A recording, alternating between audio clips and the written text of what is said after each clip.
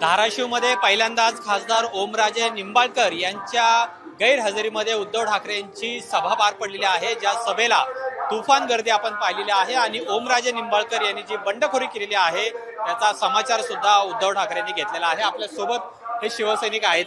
काय वाटतं, कशी झाली सभा आज? सभा कशी झाली म्हणजे हा धाराशिव जिल्हा पहिल्यापासून शिवसेनेचा बालेकिल्ला आहे आणि तो फक्त मातोश्रीचा उद्धव बाळासाहेब ठाकरे शिवसेना आणि हा धाराशिव जिल्हा फक्त बालेकिल्ला शिवसेनेचा आहे। हा आम्ही आता आमची चूक झाली गद्दारला आम्ही निवडून दिलं, कोणाला? खासदार ओमराजे निंबाळकरला।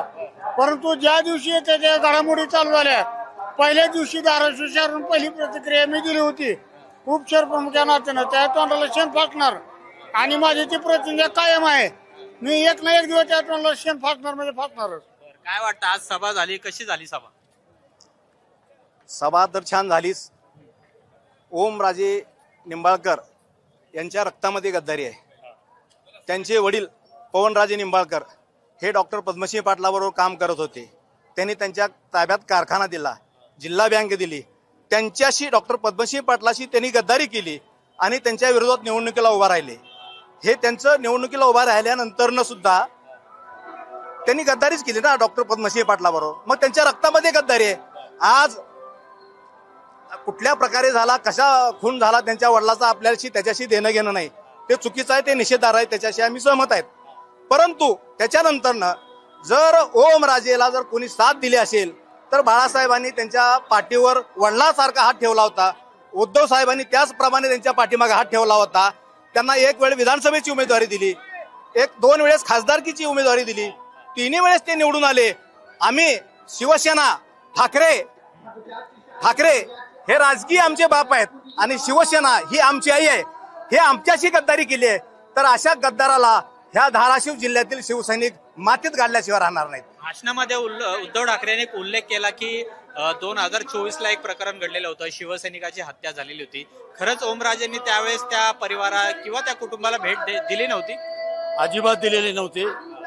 हे जे कित्येक या खासदारांचे प्रकरण हे उद्धवजी बरोबर असल्यामुळं ही लपून राहिलेले, पण आज ह्या खासदाराचे भरपूर प्रकरण बाहेर आलेले जे लोकांना माहिती व्हायला।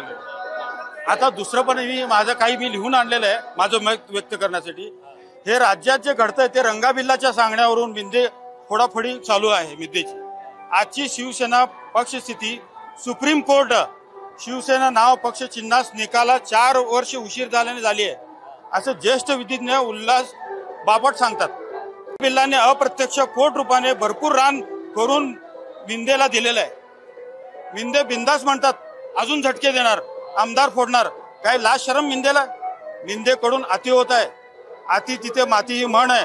नथुराम गोडसे, राजीव गांधी आठवा मिंदे। 100 अन्याय अपराध होईपर्यंत श्रीकृष्ण सुदर्शन चक्र सोडणार नाही मिंदेवर। या मिंदेची हजारो कोटीची वर प्रॉपर्टी आहे। खरातचा मिंदेचा फोन रेकॉर्डिंग संवाद जाहीर झाला पाहिजे, कारण मिंदे जनसेवक राज्याचा उपमुख्यमंत्री म्हणून शपथ घेतली। काय विधायक संवाद झाला जनतेला कळले पाहिजे। 6 गद्दार फितूर सुभेदार गेले म्हणून काय झाले? कोट्यावधी निष्ठावंत मावळे आजही उद्धवजी बरोबर आहेत। गद्दार अब्जाधीश असून गद्दार असा जन्मभर उल्लेख होणार। अंबानी टाटा सारखे हजारो कोटीची संपत्ती इथेच सोडून जावी लागणार। मिंदे गद्दार आणि रंगाबिल्लाला इंग्रजापेक्षा क्रूर निघाले रंगाबिल्ला आणि मिंदे। अशी प्रतिक्रिया आहे बघा। काय वाटतंय, कुठून आले तुम्ही? सर मी उमरगावून सावळसर गाव आहे माझं। आणि सर हे राजकारण आहे ना, माझ्या मनातून मी सांगतोय हे बिझनेस करून टाकले त्यांनी। पैशासाठी आणि लोकांचे मतं घ्यायचे आणि बिझनेस सारखा वापर करायचा। हे जनतेला कळायला पाहिजे, आपण मतदानच करायचं नाही। असे जे लोक आहेत त्यांना मतदान अजिबात करायचं नाही। काय वाटतं, आज सभा झाली? प्रश्न होता की आजची सभा कशी झाली, बरोबर? आजची सभा ही तुम्ही बघता की किती लोक आहेत, ही सभा कशी झाली तुम्हाला कळायला पाहिजे, तुम्ही सांगायला पाहिजे की सभा कशी झाली।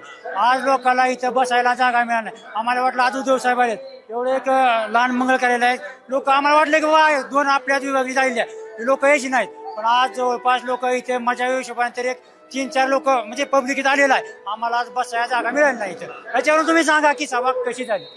कुठून आलाय तुम्ही? उमरगा तालुका. काय वाटतं ओमराजे निंबाळकर यांनी बंडखोरी केली त्यानंतर उद्धव ठाकरेंची पहिली सभा भाषण तुम्ही ऐकलेलं आहे, काय वाटतं शिवसैनिक म्हणून? शिवसैनिक म्हणून मी सांगित होतो की असले ओमराजे जे आहेत ते किती आले ते किती गेलेत. शिवसेनेचे आम्ही उद्धव साहेब बाळासाहेब ठाकरेचे आम्ही माणसं आहोत. मतदार त्यांनाच करणार. मतदान शेवटपर्यंत मरेपर्यंत त्यांच्याच मागे राहणार. 2029 काय असेल? 29ला तर आमचा शिवसेनेचाच येणार. हे असले ओमराजे ओमदादाला 3-3 लाखाला निवडून या म्हणावं निवडून एवढंच आमचं आव्हान आहे शिवसैनिकाचं. आता कसं 3 लाख 3.5 लाखाने जसे निवडून आले तसे 29ला 3 लाखाने या म्हणावं निवडून. एवढंच आमचं शिवसेनेचं आव्हान आहे. ते काय म्हटलंय की विकासासाठी आम्ही जाणार इथं. आम्हाला प्रत्येकाला माहित नव्हतं का आपला जो उमेदवार जाणार आहे हा विरोधामध्ये जाणार आहे हे आम्हाला सगळ्याला माहिती होतं. मग विरोधासाठी नाही, आम्ही फक्त मोदीला विरोध करण्यासाठी आमचा उमेदवार निवडून दिलेला होता. आम्हाला माहित नव्हतं का आम्हाला विरोधामध्ये आम्हाला बजेट भेटणार नाही, ह्यांच्याकडून विकास होणार नाही, ह्या गोष्टी आम्हाला माहिती होत्या.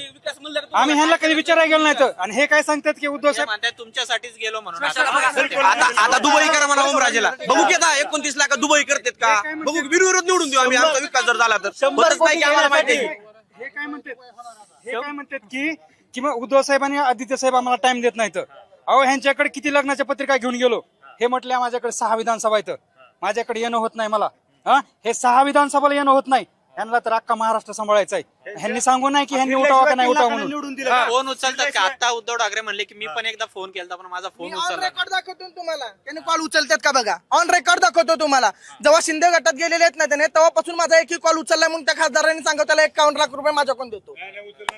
कशाचं बोलतो तुम्ही खासदार? नाही एक सुद्धा फोन उचलणार. असं काय केलं त्यांनी पण? आता पैसा मिळाला नाही बक्कल तिकडे त्याच्यामुळे केलं आणि पैशासाठीच गेलेला आहे तिकडे. पिस्ता बिस्ता काय नाही ठेवाला.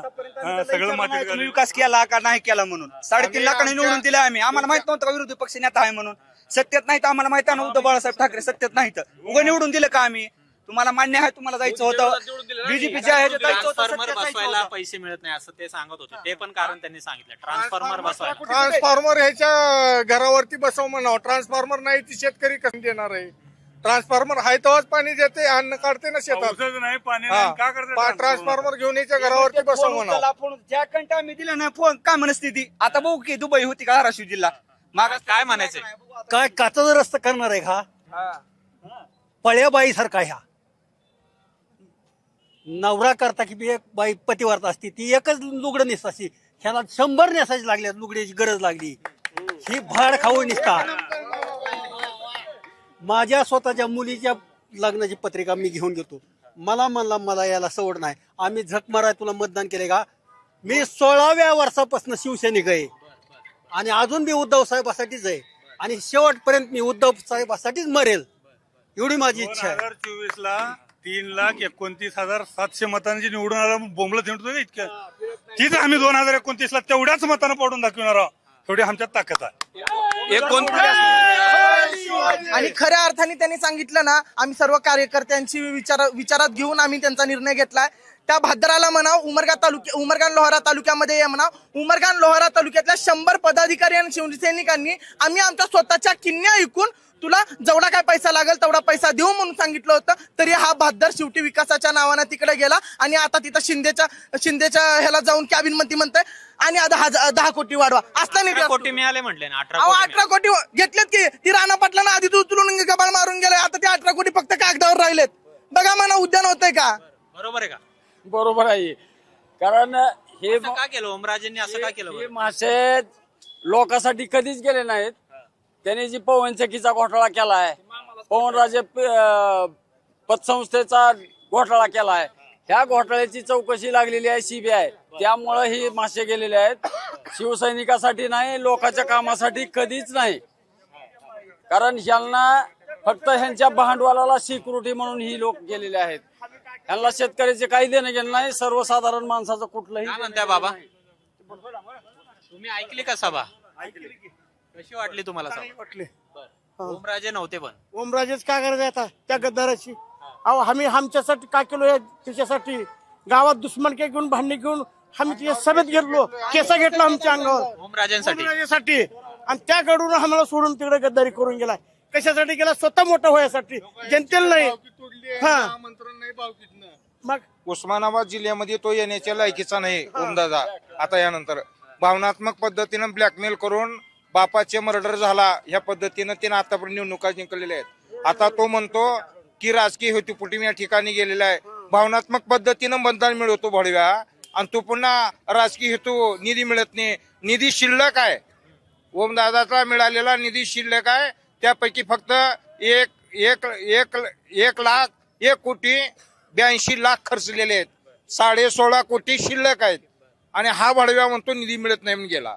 याला पुन्हा आम्ही कधीच निवडून देणार नाही. काय वाटतं आज उद्धव ठाकरेंची पण सभा झाली. नेहमी ज्यावेळेस धाराशिवला सभा होती त्यावेळेस ओमराजे निंबाळकर, कैलास पाटील असायचे. आज ते ना येत, गद्दारी त्यांनी केली असं उद्धव ठाकरेंचं म्हणणं आहे. काय वाटतं शिवसैनिक म्हणून यापुढे धाराशिवमध्ये शिवसेना कसं काम करणार? शिवसेना ही पहिल्यापासून उद्धव ठाकरे साहेबांसोबत आहे. गद्दार झाले ओमराजे निंबाळकर, कैलासदादा हे अजून बी एकनिष्ठ थांबले. आमदार असो, खासदार असो, नगरसेवक असो, ही शिवसेना तयार करते. त्यांच्यामुळं शिवसैनिक नाही, आमच्यामुळं ते आहेत. आमचं दैवत मातोश्री उद्धव बाळासाहेब ठाकरे. हे असे किती येतात जातात. ओमराजे निंबाळकरनी जो विश्वासघात केला आम्हाला सुद्धा वाटलं नसेल. मी शिवसेनेचा संपर्क प्रमुख प्रकाश भाऊ अंधारे. मला 35 वर्ष होते शिवसेनेमध्ये आणि ओमराजे निंबाळकर हे एकनिष्ठ, म्हणजे असं कुणालाच वाटलं नव्हतं की झोपीत दोंडा टाकतील. पण त्यांनी जे कार्य केलं ना, भविष्यामध्ये ते ग्रामपंचायतला सुद्धा निवडून येणार नाही. हे धाराशिवचे शिवसैनिक किंवा जनता हे त्यांना दाखवून दिल्याशिवाय राहणार नाही. अशा आक्रमक प्रतिक्रिया आहेत. ओमराजे निंबाळकर यांनी जी भूमिका घेतलेली आहे त्याच्यावर आता शिवसैनिक सडकून टीका करतायत आणि 2029ला सुद्धा ओमराजे यांना या ठिकाणी गाडणार आणि इथे ठाकरेंचाच शिवसैनिक खासदार होणार अशी प्रतिक्रिया आहे. ती आपल्याला आजच्या या उद्धव ठाकरेंच्या मेळाव्यानंतर या शिवसैनिकांच्या ऐकायला मिळतात. आणि त्यामुळे आता या संपूर्ण जे काही 3-3.5 वर्ष राहिलेली आहेत त्यामध्ये आता शिवसैनिक कशा पद्धतीने काम करतो, संघटनात्मक कशा पद्धतीने कामं केली जातात आणि उद्धव ठाकरे नेमकं 2029ला कुणाला संधी देणार आणि ओमराजे यांचं नेमकं काय होणार हे सुद्धा पाहणं महत्वाचं असणार आहे. कॅमेरामन रोहित वनकट्टेसह अमोल धर्माधिकारी, LS मराठी, धाराशिव.